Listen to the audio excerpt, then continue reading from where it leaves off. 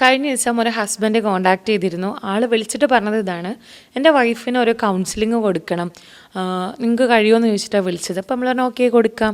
എന്നിട്ട് നമ്മൾ അവരെ റിലേഷൻഷിപ്പ് സ്റ്റാറ്റസും വൈഫിൻ്റെ പ്രശ്നം എന്താണെന്നൊക്കെ ചോദിച്ച സമയത്ത് ആൾ പറഞ്ഞു വൈഫിൻ്റെ പ്രശ്നം എന്താണെന്ന് എനിക്കറിയില്ല, പക്ഷെ ആളൊരു കുഴപ്പമില്ലാതെ എന്ത് ചെയ്യാണ്, ഒരു പ്രശ്നമില്ലാതെ ആളെപ്പോഴും സങ്കടപ്പെട്ടുകൊണ്ടിരിക്കുകയാണ്, അല്ലെങ്കിൽ വെറുതെ കരഞ്ഞുകൊണ്ടിരിക്കുന്നത്, അല്ലെങ്കിൽ എന്നോടും മക്കളോടും ഒരു കാരണമില്ലാതെ ദേഷ്യപ്പെടുക. ആൾ മൊത്തത്തിലൊരു കൈവിട്ട് പോയ പോലെയാണ്. എന്താ റീസൺ എന്ന് ചോദിച്ചിട്ട് ഒന്നും മിണ്ടുന്നില്ല. മക്കൾ ചോദിക്കുന്നുണ്ട്, ചിലപ്പോൾ ഞാൻ ചോദിക്കാറുണ്ട്, പക്ഷെ ആളെന്ത് ചെയ്യുന്നില്ല, ഒന്നും മിണ്ടുന്നില്ല. ആളിപ്പോൾ കുറച്ച് മാസങ്ങളായിട്ട് ഇങ്ങനെയാണ്. അപ്പോൾ ഇങ്ങനെ മുന്നോട്ട് പോയാൽ ശരിയാവില്ല, അതുകൊണ്ട് നിങ്ങൾ അവളൊന്ന് കൗൺസിൽ ചെയ്യണം, എന്നിട്ട് എന്താ പ്രശ്നം എന്ന് ചോദിക്കണം എന്ന് പറഞ്ഞു. അപ്പോൾ നമ്മൾ ഓക്കെ, നമ്മൾ കൗൺസിൽ ചെയ്യാം. അപ്പോൾ ഇവരെ റിലേഷൻഷിപ്പ് സ്റ്റാറ്റസിനെ കുറിച്ച് സംസാരിച്ച സമയത്ത് അവരെ മാരേജ് കഴിഞ്ഞിട്ട് ഒരു 15 years ആയിട്ടുണ്ട്, 15 വർഷമായിട്ടുണ്ട്, 4 മക്കളുണ്ട്. എല്ലാം കൊണ്ടും നമുക്ക് ഒരു ഭയങ്കര ഹാപ്പി ഫാമിലി ആയിട്ട് കൺസിഡർ ചെയ്യാൻ പറ്റുന്ന ഒരു ഫാമിലിയിലാണ്. ആൾ പറഞ്ഞു ഞങ്ങൾ അൽഹംദുലില്ലാ ഫിനാൻഷ്യലി വെൽ സെറ്റിൽഡാണ്, നമുക്ക് ഫിനാൻഷ്യലായിട്ട് ഒരു പ്രശ്നവുമില്ല. അതേപോലെ തന്നെ മക്കളെ പഠനം, മക്കളായിക്കോട്ടെ എല്ലാവരും അടിപൊളിയാണ്, എല്ലാം കൊണ്ടും ഓക്കെയാണ്. ഞാൻ എൻ്റെ വൈഫ് ആഗ്രഹിക്കുന്നതൊക്കെ വാങ്ങിക്കൊടുക്കലുണ്ട്. എനിക്ക് എൻ്റെ വൈഫും മക്കളാണ് ഏറ്റവും ഇമ്പോർട്ടൻ്റ് ആയിട്ടുള്ളത്, അവർക്കാണ് ഞാൻ പ്രയോറിറ്റി കൊടുക്കുന്നത്. അതേപോലെ തന്നെ അവൾക്ക് കുറേ സർപ്രൈസുകൾ കൊടുക്കാറുണ്ട്. അവൾ എല്ലാ ആവശ്യങ്ങളും അവൾ ആഗ്രഹിക്കുന്നതിലേറെ ഞാൻ നിറവേറ്റി കൊടുക്കാൻ ശ്രമിക്കുന്ന ആളാണ്. അതേപോലെ തന്നെ നമ്മൾ ഇടയ്ക്ക് ഫാമിലി ആയിട്ട് പുറത്ത് പോകലുണ്ട്. അപ്പോൾ ഒരു 2-3 months കൂടുമ്പോൾ നമ്മൾ ഇൻ്റർനാഷണൽ ട്രിപ്പ് തന്നെ പോയിട്ടുണ്ട് ഫാമിലീൻ്റെ കൂടെ, മക്കളും വൈഫൊക്കെ ആയിട്ട് പോകാറുണ്ട്. അങ്ങനെ എല്ലാം കൊണ്ടും നമ്മൾ ഓക്കെയാണ്. ആദ്യമൊന്നും ഇല്ലാത്തൊരു പ്രശ്നം ഇപ്പോൾ കുറച്ച് വർഷങ്ങളായിട്ട് അവൾക്കുണ്ട്. എന്താണെന്ന് ചോദിച്ചിട്ട് ആളൊന്നും പറയുന്നില്ല. പക്ഷെ ഇതിങ്ങനെ പോയിട്ടുണ്ടെങ്കിൽ ഞങ്ങളെ ലൈഫ് എന്തോ ഞങ്ങൾ തമ്മിൽ ഭയങ്കര ഡിസ്റ്റൻസ് ആയ പോലെയൊക്കെ ഫീൽ ചെയ്യുന്നുണ്ട് എനിക്ക്. അപ്പോൾ നിങ്ങളൊന്ന് കൗൺസിൽ ചെയ്തിട്ട് എന്താ പ്രശ്നം എന്ന് ചോദിക്കണം എന്ന് പറഞ്ഞു. അപ്പോൾ നമ്മൾ വൈഫിനോട് സംസാരിച്ച സമയത്ത് വൈഫ് പറഞ്ഞു, ഹസ്ബൻഡ് പറഞ്ഞതൊക്കെ ശരിയാണ്, എൻ്റെ എല്ലാ ആഗ്രഹങ്ങളും ഞാൻ ആഗ്രഹിക്കുന്നതിലേറെ നടത്തി തരുന്നുണ്ട്.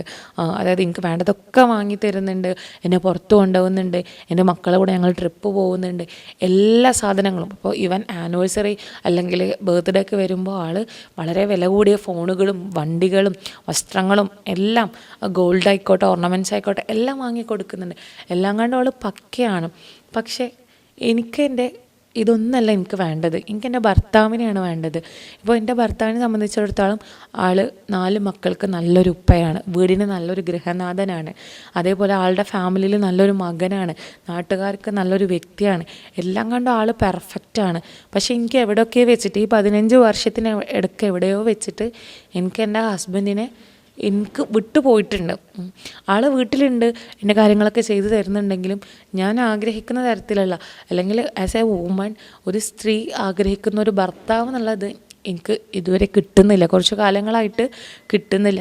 എന്തുകൊണ്ടാണെന്ന് എനിക്കറിയില്ല. എൻ്റെ ആൾ പറയുന്നുണ്ട് ഞാനൊരു ഹൗസ് വൈഫാണ്, അതുകൊണ്ട് തന്നെ എൻ്റെ ഡെയിലി റൊട്ടീൻ എന്ന് പറയുന്നത് രാവിലെ എണീക്കുന്നു, മക്കളുടെ കാര്യം, ഹസ്ബൻഡിന് കൊണ്ടുപോകാനുള്ള ഫുഡ് കൊണ്ടുപോകാനുള്ള കാര്യങ്ങളൊക്കെ ഉണ്ടാക്കി അവരെ ഒരുക്കി പറഞ്ഞയക്കുന്നു. എന്നിട്ട് പിന്നെ ബാക്കി വീട്ടിലെ പണികൾ കഴിഞ്ഞിട്ട് ഞാൻ കാത്തിരിക്കുന്നത് ഇയാൾ എൻ്റെ മാത്രമായിട്ട് കിട്ടുന്ന കുറച്ച് സമയത്തിന് വേണ്ടിയിട്ടാണ്. അത് കുറേ ഒന്നും വേണം, അല്ലെങ്കിൽ എന്നും വേണമെന്ന് ഞാനൊന്നും ആഗ്രഹിക്കുന്നില്ല. എൻ്റെ കൂടെ കുറച്ച് സമയം എന്നെ കേൾക്കാനും എൻ്റെ പ്രശ്നങ്ങൾ മനസ്സിലാക്കാനും, അല്ലെങ്കിൽ എൻ്റേത് മാത്രമായിട്ട് കിട്ടുന്ന കുറച്ച് സമയത്തിനായിട്ട് ഞാൻ കാത്തിരിക്കാറുണ്ട്. എനിക്കറിയാം ആൾക്ക് വർക്ക് പ്രഷറുണ്ട്, അല്ലെങ്കിൽ വീട്ടിൽ ആളുടെ ഓഫീസിലെ വർക്കും കാര്യങ്ങളുണ്ട്, മക്കളുടെ പഠനം, അങ്ങനത്തെ കുറേ റെസ്പോൺസിബിലിറ്റീസ് എല്ലാം ഉണ്ട്. പക്ഷേ എനിക്കായിട്ട് കുറച്ച് സമയം മാറ്റി വെച്ച്, എന്തൊക്കെ പറഞ്ഞാൽ ആളുടെ ഭാര്യയല്ലേ, എനിക്ക് കുറേ പറയാനുണ്ട്, അല്ലെങ്കിൽ എനിക്ക് കുറേ കാര്യങ്ങൾ അയാളോട് പറയാനുണ്ട്, എൻ്റെ കുറേ കാര്യങ്ങൾ അയാൾക്ക് മനസ്സിലാക്കി കൊടുക്കുന്നുണ്ട്. പക്ഷേ ആൾക്ക് എന്നെ കേൾക്കാനൊന്നും നേരമില്ല. അല്ലെങ്കിൽ ആസ് എ വൈഫ് ഞങ്ങൾ സംസാരിച്ചിട്ടുണ്ട്, അതായത് മനസ്സ് തുറന്ന് സംസാരിച്ചിട്ടുണ്ട്, എത്രയോ കാലമായിട്ടുണ്ട്.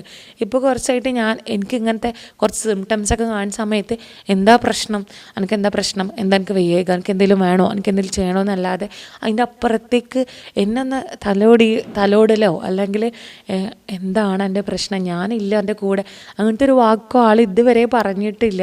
പക്ഷെ ആൾ ഭയങ്കര ബോധമായിട്ട് കൗൺസിലറിനെ കാണണം, അല്ലെങ്കിൽ ഒരു സൈക്കോളജിസ്റ്റിനെ കാണണം, പ്രശ്നം പരിഹരിക്കണം, ഇങ്ങനെ ലൈഫ് പോയാൽ പോരാ എന്നൊക്കെ ആൾ പറയുന്നുണ്ടെങ്കിലും പക്ഷേ യഥാർത്ഥ പ്രശ്നം ആൾ മനസ്സിലാക്കുന്നില്ല എന്ന് പറഞ്ഞിട്ട് അവർ ഭയങ്കര സങ്കടപ്പെട്ടുകൊണ്ട് പറഞ്ഞു. ഇതിപ്പോൾ അവരുടെ മാത്രം പ്രശ്നമല്ല, പല ആളുകളുടെ ലൈഫിലുണ്ടാകുന്നൊരു പ്രശ്നമാണ്. ചിലപ്പോൾ തുടക്ക കാലഘട്ടത്തിൽ, ഇപ്പോൾ വിവാഹം കഴിഞ്ഞ് തുടക്ക കാലഘട്ടത്തിലൊന്നും ഒരു പ്രശ്നമല്ല, കുറച്ച് കഴിഞ്ഞ് നമുക്കൊരു ഉത്തരവാദിത്തമൊക്കെ ആവുന്ന സമയത്തൊക്കെ ആയിരിക്കും മിക്കവാറും ഈ ഒരു പ്രശ്നം ഉണ്ടാവുക. പ്രത്യേകിച്ച് ഈ സ്ത്രീകളൊരു ഹൗസ് വൈഫായിട്ട്, അതായത് അവർക്ക് വേറെ ലോകമൊന്നും ഇല്ലാതെ അവർ വീട്ടിൽ മാത്രമാകുന്ന കേസുകളത് ഭയങ്കരമായിട്ടുണ്ട്. കാരണം അവരുടെ ഹാപ്പിനെസ് അല്ലെങ്കിൽ അവരുടെ ഒരു ദിവസം എന്ന് പറഞ്ഞാൽ തന്നെ ഈ ഒരു വ്യക്തിയിൽ മാത്രമായിരിക്കും. ഈ ഒരു വ്യക്തിനെ മാത്രം കോൺസെൻട്രേറ്റ് ചെയ്തുകൊണ്ടായിരിക്കും അവരുടെ ഒരു ഡേ തന്നെ പോണത്.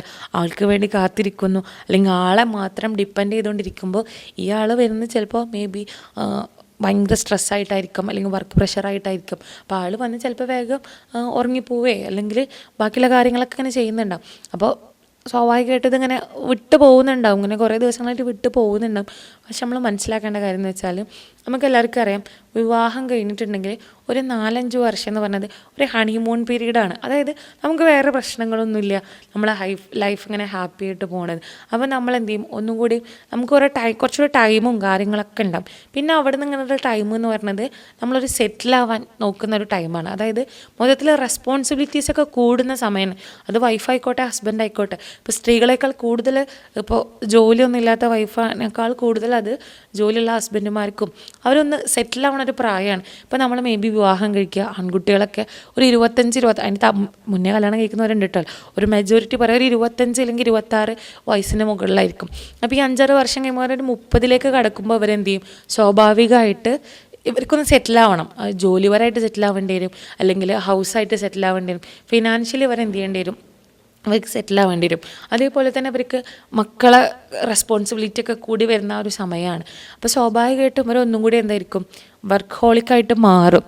അപ്പോൾ ആ സമയത്ത് ഇവർ ശ്രദ്ധിക്കേണ്ട ഒരു കാര്യമുണ്ട്, എത്ര റെസ്പോൺസിബിലിറ്റീസും അല്ലെങ്കിൽ എത്ര ഉത്തരവാദിത്തങ്ങൾ ഉണ്ടായിക്കോട്ടെ, ഇപ്പോൾ ഈ ഉത്തരവാദിത്തങ്ങളൊക്കെ റെസ്പോൺസിബിലിറ്റി ഒക്കെ ആർക്ക് വേണ്ടിയിട്ടാണ്, നമ്മുടെ ലൈഫ് അടിപൊളിയാവാൻ വേണ്ടിയിട്ടാണ്, അല്ലെങ്കിൽ നമ്മുടെ ലൈഫ് നല്ല രീതിയിൽ മുന്നോട്ട് പോകാൻ വേണ്ടിയിട്ട്, അല്ലെങ്കിൽ നമ്മളെ കൂടെ നമ്മുടെ പാർട്ട്ണറുണ്ട്, നമ്മുടെ മക്കളുണ്ട്, അവരെ സേഫ് ആക്കാൻ വേണ്ടിയിട്ടാണ്. അപ്പോൾ നമ്മൾ അത് മറന്നുകൊണ്ട് അല്ലെങ്കിൽ അവരെ മറന്നുകൊണ്ട് നമ്മളെല്ലാം സെറ്റിൽ ചെയ്ത് എല്ലാം റെഡിയാക്കി എല്ലാം ഫിനാൻഷ്യലിയൊക്കെ സ്റ്റെബിലിറ്റി എടുത്തതിന് ശേഷം തിരിഞ്ഞു നോക്കുന്ന സമയത്ത് അവർ നമ്മളെ കൂടെ ഇല്ലെങ്കിൽ നമ്മൾ അതുവരെ എടുത്ത എഫേർട്ടൊക്കെ അല്ലെങ്കിൽ നമ്മളതുവരെ കളഞ്ഞ സമയം അല്ലെങ്കിൽ നമ്മളതിലെടുത്ത ഹാർഡ് വർക്കൊക്കെ വേസ്റ്റ് ആവില്ലേ ചെയ്യുന്നത്.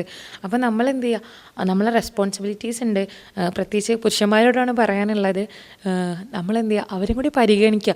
ഇപ്പോൾ എല്ലാ ദിവസവും ഹണിമൂൺ പീരീഡ് പോലെ പോകണം എന്നല്ല പറയുന്നത്. എപ്പോഴെങ്കിലുമൊക്കെ എന്ത് ചെയ്യുക, അവർക്ക് വേണ്ടി കുറച്ച് സമയം കണ്ടെത്തുക, അവരുടേത് മാത്രമായിട്ടിരിക്കുക. അപ്പോൾ കുടുംബം, മക്കൾ എല്ലാം നമുക്ക് വേണം. മക്കൾ നമ്മളെ വലിയൊരു ഉത്തരവാദിത്തമാണ്. ഇപ്പോൾ 4 മക്കളായിക്കോട്ടെ, 5 മക്കളായിരുന്നു, ഒരു കുട്ടിയായിക്കോട്ടെ, അവരെ കാര്യങ്ങളൊക്കെ നമ്മൾ ചെയ്യണം. പക്ഷേ അവരെക്കാളൊക്കെ നമ്മൾ കൂടുതൽ പ്രയോറിറ്റി കൊടുക്കേണ്ടത് നമ്മുടെ വൈഫിനാണ്. എന്ത് ചെയ്യുക, അപ്പോൾ നമ്മൾ അവരെ കാര്യങ്ങൾ ചെയ്യാൻ ശ്രമിക്കുക. അവർക്ക് വേണ്ടി കുറച്ച് സമയം മാറ്റി വെക്കുക, നമ്മളൊരു ക്വാളിറ്റി ടൈം അവർക്ക് വേണ്ടി മാറ്റി വെക്കുക. ഇപ്പോൾ ഒരുപാട് വൈഫുമാർക്ക് കുറേ പരാതികൾ പറയാനുണ്ടാവും. അവർക്കറിയാം ഇതിന് പ്രത്യേകിച്ച് സൊല്യൂഷനൊന്നും ഉണ്ടാവില്ല.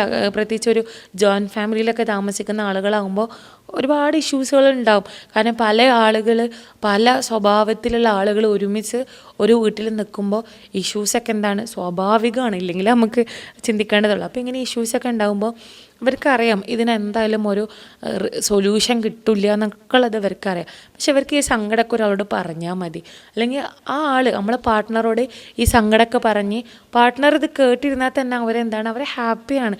ചിലപ്പോൾ ഈ സങ്കടമൊക്കെ അങ്ങനെ ഉള്ളിൽ പേറിയിട്ട് ഭയങ്കരമായിട്ട് സങ്കടപ്പെടുന്ന അത്രയും സ്ത്രീകളുണ്ട്. പിന്നീടാണ് അത് പല പല പ്രശ്നങ്ങളിലേക്കും ചെന്നെത്തുന്നത്.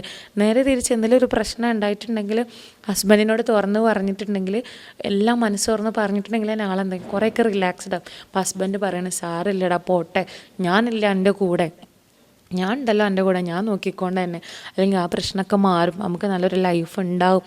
അത് പറഞ്ഞാൽ തന്നെ ഇപ്പോൾ ഒരു ഭയങ്കര ഹാപ്പി ആയിരിക്കും. പിന്നെ വേറെ ഒന്നും വരെ ബുദ്ധിമുട്ടിക്കുന്നതുണ്ടല്ലോ. നേരെ തിരിച്ച് ഇവർ ഈ പ്രശ്നങ്ങൾ ഈ പ്രയാസങ്ങളൊക്കെ ഉണ്ടാകുമ്പോൾ ഇത് തുറന്ന് പറയാൻ ഒരാളില്ലാതിരിക്കും, അല്ലെങ്കിൽ ഇവരെ കേൾക്കാൻ ഒരാളില്ലാതിരിക്കുമ്പോൾ ഇതുവരെ മനസ്സിൽ കിടന്ന വലിയൊരു പ്രശ്നമായിട്ട് പോയിട്ട് പിന്നെ ചെറിയ ചെറിയ ഇഷ്യൂസൊക്കെ ഉണ്ടാകുമ്പോൾ ഇത് കണക്ട് ചെയ്ത് വലിയൊരു ഇതായിട്ട് പല കേസുകളും ഇങ്ങനെയാണ് ഈ ഡിവോഴ്സിലേക്കൊക്കെ എത്തിപ്പെടുന്നത്.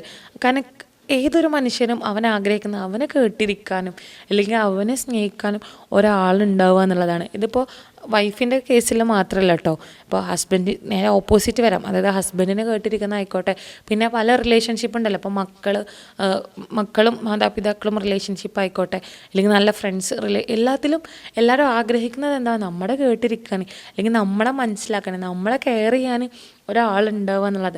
പ്രത്യേകിച്ച് ഈ ഹസ്ബൻഡ് വൈഫ് റിലേഷൻഷിപ്പിൽ ഇത് ഭയങ്കര ഇമ്പോർട്ടൻ്റ് ആയിട്ടുള്ള കാര്യം. ഇപ്പോൾ ഈ പല ഡിവോഴ്സ് കേസുകൾ നമ്മൾ എടുത്ത് നോക്കുന്ന സമയത്ത് ഇവർ ഡിവോഴ്സ് ആവാനുള്ള റീസൺ എന്ന് പറഞ്ഞത് വലിയ പ്രശ്നങ്ങളൊന്നുമല്ല, വലിയ ആഭ്യന്തരമായിട്ടുള്ള പ്രശ്നങ്ങളൊന്നുമല്ല ഡിവോഴ്സ് കേസിൻ്റെ റീസണ്. മെയിൻ പ്രശ്നം കമ്മ്യൂണിക്കേഷന്, അറ്റൻഷന്, അതേപോലെ തന്നെ ഇവർക്കുള്ള കെയർ, ഈ മൂന്നും കുറഞ്ഞ് വരുമ്പോഴാണ് സ്വാഭാവികമായിട്ടും ഇവർക്കിടയിലുള്ള പ്രശ്നങ്ങൾ ഉണ്ടാകുന്നത്. അതായത് പ്രയോറിറ്റികളും കുറയുന്ന സമയത്ത്.